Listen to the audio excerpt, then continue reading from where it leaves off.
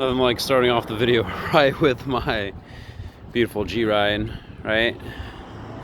Woo! Love this ride. Has nothing to do with the video, but I just can't help myself. You know what I'm saying? Anyways, we are fixated on the new location, which is going to be over here. We're in Orange, kind of by my old stomping grounds, where I used to live, actually. So I'm actually quite familiar. This is like literally like down the street from my old house, where I used to live. And when I was actually driving here, there were just an epiphany of places to stop by and offer machines to, for their waiting rooms. I literally probably got sidetracked with 4 or 5 locations just on the drive here. Sidetracked with all these great potential spots. Ended up texting some guy with a location, got a couple no's, but that's okay. I do have a Pep Boys that I stopped by that I thought was interested in a candy machine, and they actually want a full-size snack machine. So I just played it cool, and I said, if a snack machine is what you want, a snack machine is what you get. So Corey Gumball to the rescue. Let's go ahead and take a look at this new location. And, you know, I talked to this guy on the phone. He said, yeah, you know, very enthusiastic. And he's got a pretty cool setup of this shop. So we'll go ahead and try out this location with a brand new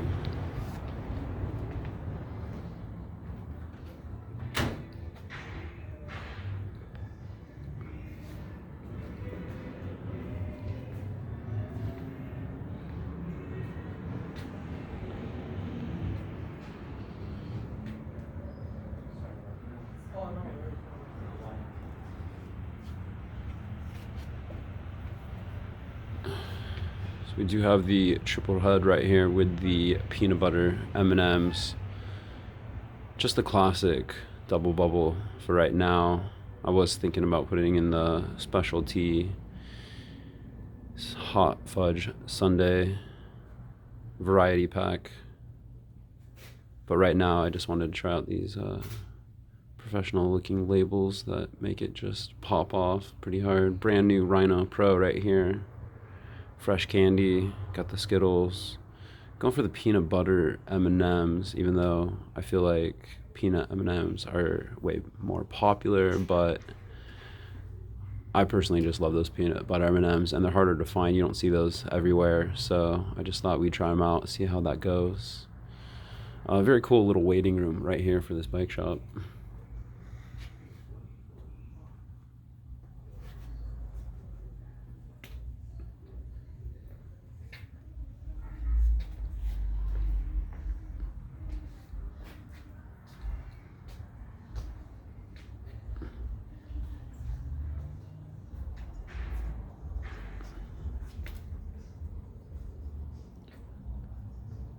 Very nice shop. Pretty cool. So, as you can see, it's not the busiest location. When I was setting up, like, no one was there. I was actually kind of surprised to see people that actually came in and are actually now using the waiting area. He actually has some snacks and drinks that he's giving out complimentary, so that's going to be kind of hard to compete against. He has like some chips and some, I don't know, Rice Krispie treats or something, and then he's got like some drinks, maybe some sodas, waters, Capri Suns I maybe saw in there.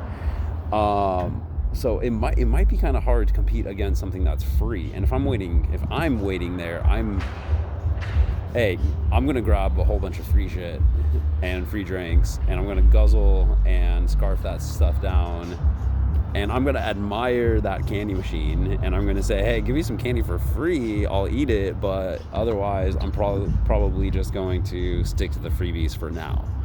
I think that's cool that he's offering free snacks. It just obviously takes away from someone wanting to make that purchase. also, something that I just thought about right now, because I'm looking at this. I'm looking at this right here. So pretty cool. I mean, these dudes are coming in. It's a bike shop, right? So people are coming in on bikes. The problem with a bike shop is they don't have a center console like me that has a bunch of change in it. I can't imagine any change on these bikes. I mean, I do see some like bags, like maybe, but like I'm fresh off my head. It's just like I'm thinking, okay, well, okay, so if all these bikers are coming in, that's going to downgrade the chance of them having quarters on them, right? Where was me when I was 14 and it was like, I don't know, 1997, because quarters were hot back then. Hot quarters, 1997. Are you kidding me? Everywhere, everyone was jingling around, change in their pockets. Just jingle all the way, baby. Quarters, 2022 going into 2023. Quarters. What's a quarter? We're going to talk about quarters one day, Oh, we used to use quarters. Yeah. Oh, what's a quarter? Well, a quarter was a piece of $1, that we used to break change from, because we didn't use Bitcoin or cards every day to make purchases like we do now. I don't know what year that's going to happen, but inevitably, I'm pretty sure the dollar and the coin might make an exit strategy sometime in the world.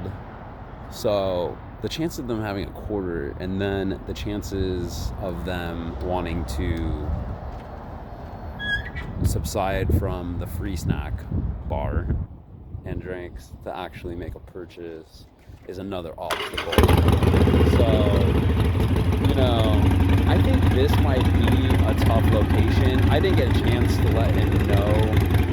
It's not anything, but it's just, I feel like I should tell them so that they know, so that they're aware of that I don't just come pick up the machine one day. Lately I've been telling people hey, if I can get 2 pulls a day, it's an average of $15 a month. Then you can, I can keep the machine here for as long as you want. That's the whole pitch on that. Keep it simple. It's not that big of a deal.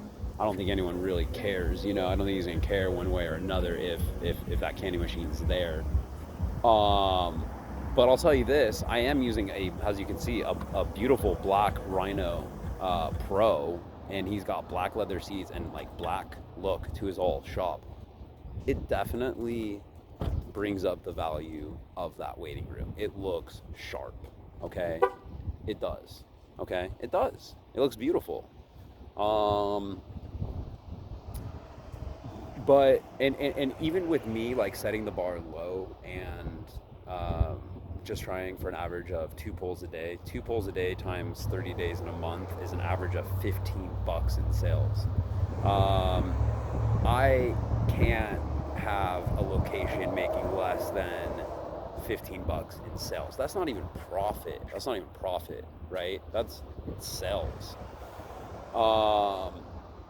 So, like I said, I know I've been all gung-ho on getting 100 machines, but I'm going to start with 10. I'm not saying I'm not going to do 100, but I got to get 10 set up, and then I have to refine the locations that are in last place, okay? And I already have an idea of which ones aren't going to be doing that well, and it's probably my first location, which I'm probably going to relocate I'm going to give it maybe another month. I'm actually excited because we're in November. I got all these machines set up in practically October. So now this month I'm going to go around and we're going to do what everyone wants, which is a cash pickup videos on all these locations. And we're going to see how they all did in roughly a month. And like I said, any location that's not pulling its weight of around $15 in sales a month has to get relocated. So before I go any higher than 10 locations, um, and I do have another location that has 2 machines. Unless they both have 15 each, I'm gonna have to pull one out and put it somewhere else. But like I said, getting up to 10 machines out there, and then if they're not generating 15, I'm gonna relocate them.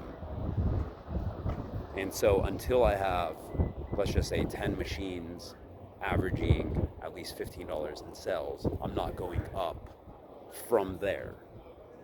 So I have to modify my system. I can't just have 100 locations making $5 each. It's not going to work out, because you remember, this ain't a sticker machine, this is a candy machine. And even though the expiration is pretty long, I mean, the candy's good for 12, 15 months. But I would hate to be here. I would hate for the candy to not sell in that long, have it go to waste.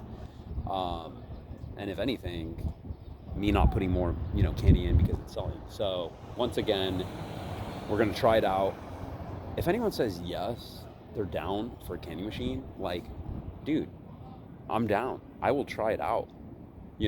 Let's try it out for a month or two. And if I don't get the sales that I'm looking for, then, well, thanks anyways. I'll find a location and then I'll come pick up the machine. I'm not going to come pick up the machine, bring it back to my house because it doesn't make the sales, and then try to find it a new home. I'll find it a new home, come pick it up from here, and take it to the new location.